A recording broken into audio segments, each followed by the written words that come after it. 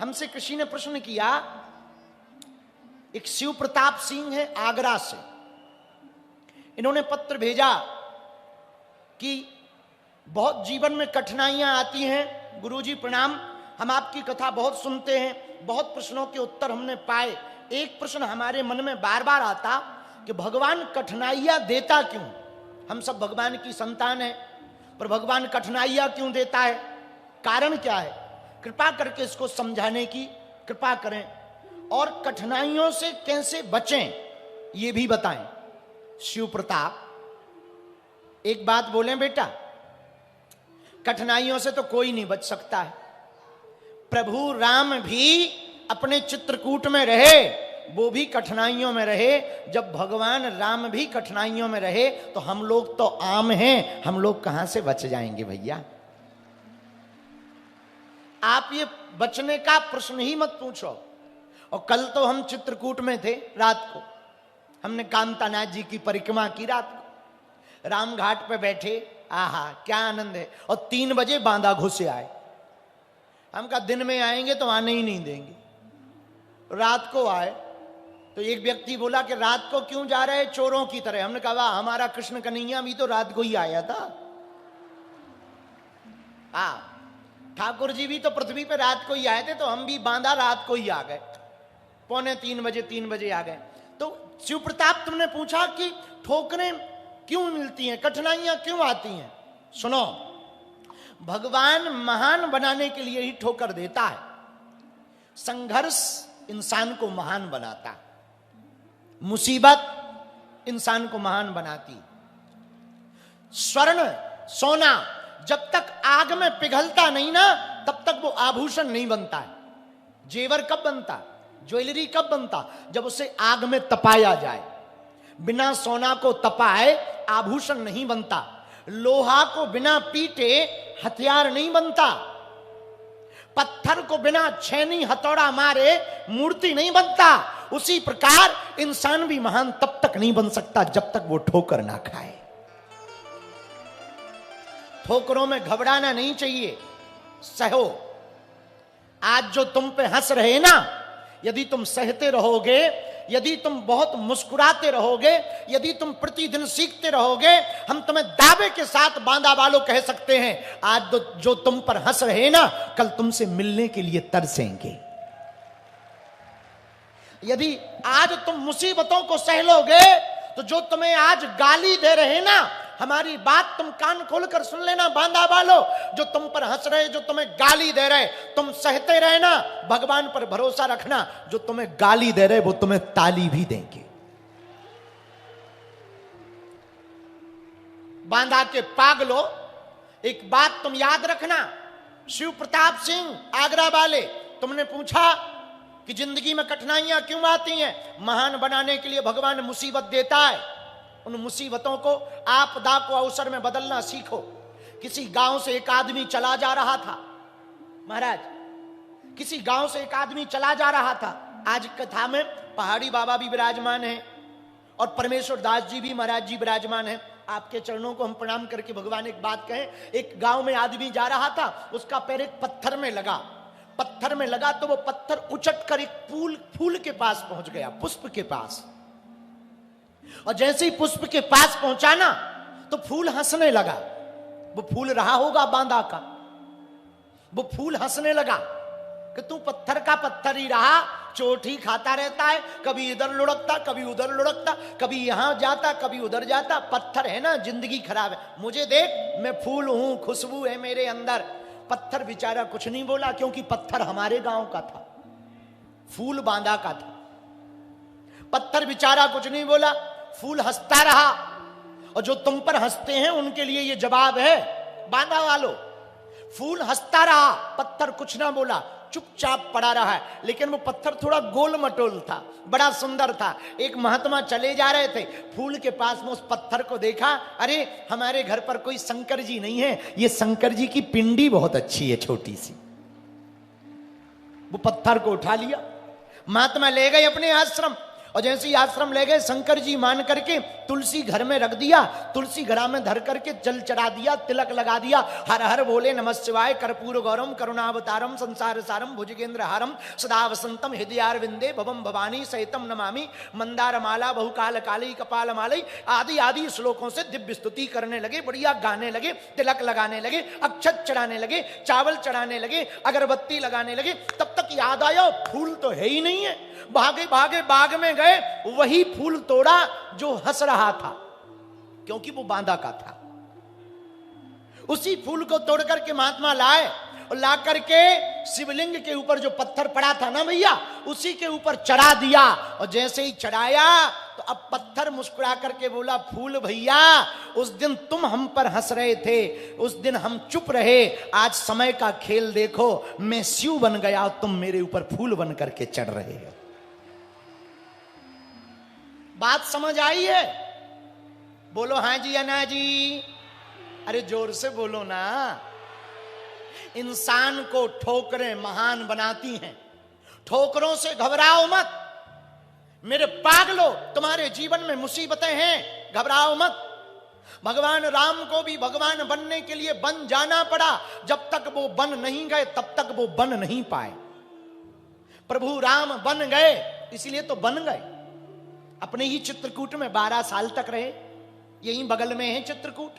भैया जब मुसीबतें सबके जीवन में आती, मीरा के जीवन में कम मुसीबत थी क्या? विष पीना पड़ा, लोग ताने देते थे, घर वाले गालियां देते थे। भक्ति करने वाले जितने भक्त बैठे हैं, आप हनुमान चालीसा की पुस्तक को नारियल रखना, खूब प्रेम पूर्वक कथा सुनना, लोग तुम पे हंसेंगे। कहां बाबा के चक्कर में पड़े, कहां भक्ति के चक्कर में पड़े, कहां यहां वहां डोल रहे। तुम कह देना ठीक है भैया, थैंक यू वेरी मच, क्योंकि सभी कुतियां प्रयागराज जाने लगेंगी तो दोना कौन चाटेगा? तो कोई कथा में ना आवे ना, परेशान ना हो ना, सेम टू यू बोल देना हमारी तरफ से। हाँ भैया, ठोक रहे इंसान को। मीरा के जीवन में कम था क्या?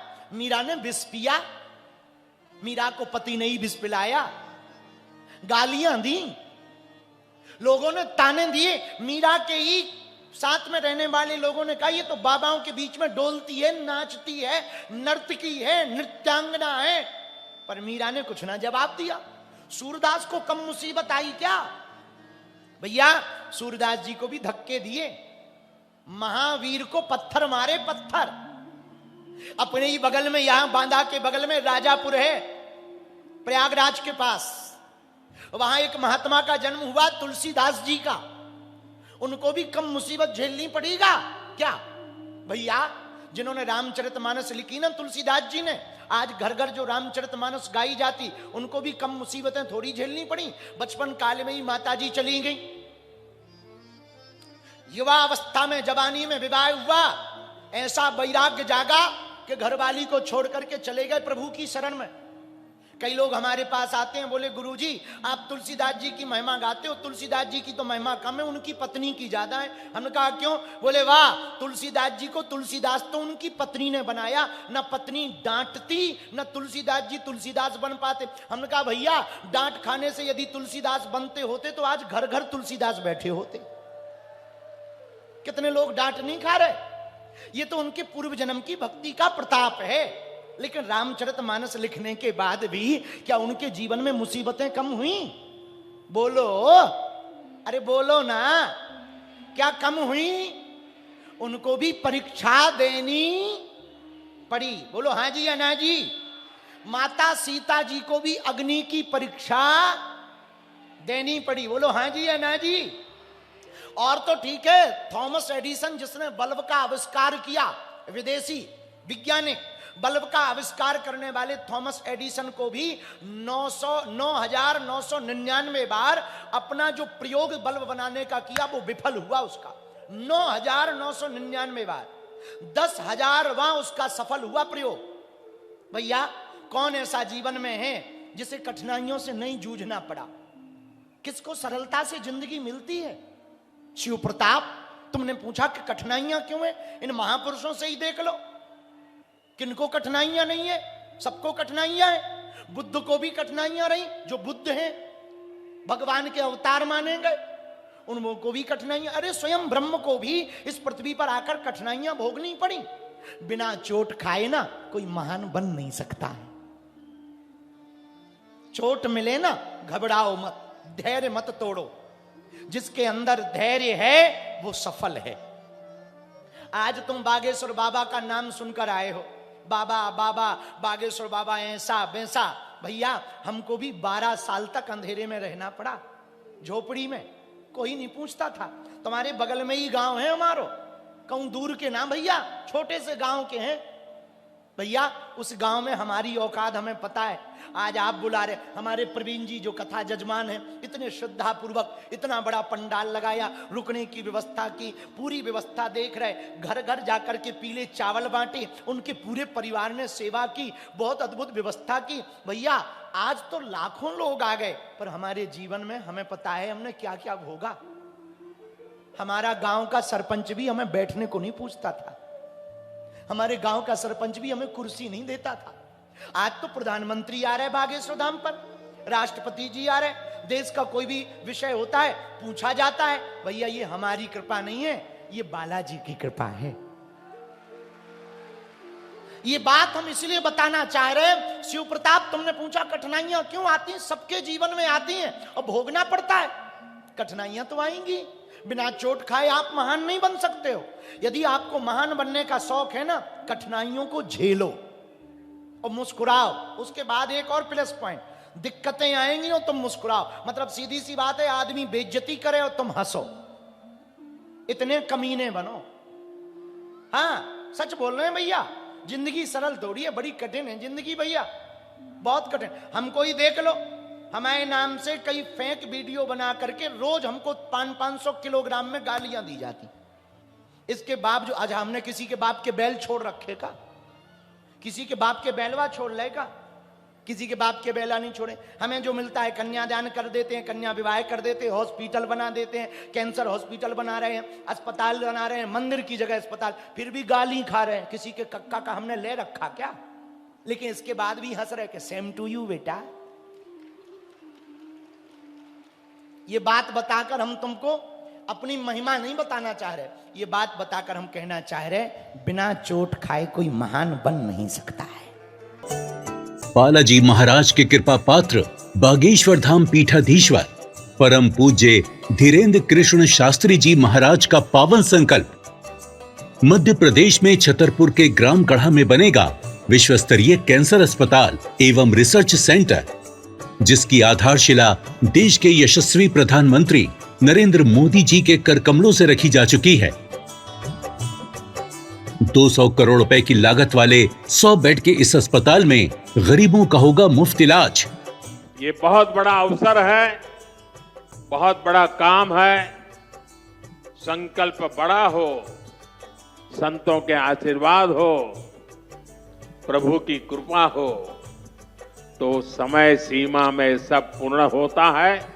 हमारे प्रियजनों, बागेश्वर धाम पूरे भारत के लोगों, अभी तक अस्पतालों में मंदिर थे, अब मंदिर में अस्पताल होगा। कैंसर हॉस्पिटल निर्माण हेतु सहयोग देकर पुण्य के भागी बने।